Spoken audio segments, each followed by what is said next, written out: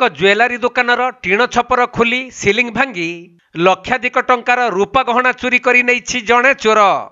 तेबे चोरी बेलर दृश्य दुकान भितर लागिथिबा सीसीटीवी रे कैद होइछि। एपरिकी सही चोर जनक जानिछि जे दुकान भितर निश्चित भाव सीसी कैमेरा रहिछि।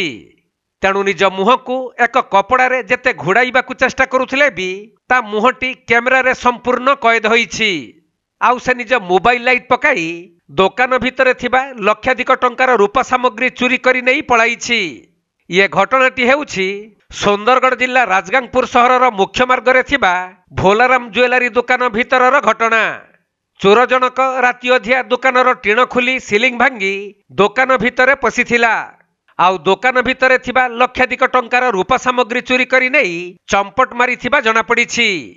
तबे आज सकाळू दुकानी दुकान खोलिबा परे चोरी होइथिबा संपर्क रे जानिबाकू पाइथिले। तेणु ए नै पुलिस निकटरे अभियोग करिबा परे राजगांगपुर पुलिस एहार तदंत आरंभ करिबा सहित ज्वेलरी दुकान सह आखपाख अंचलर सीसीटीवी फुटेज को जांच करी चोरर अनुसंधान करुथबा जଣା पड़िछि।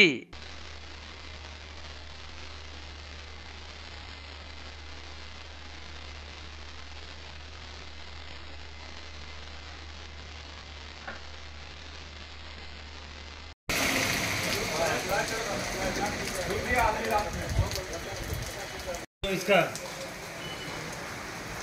बोकाला दुकान भी खुल गया है।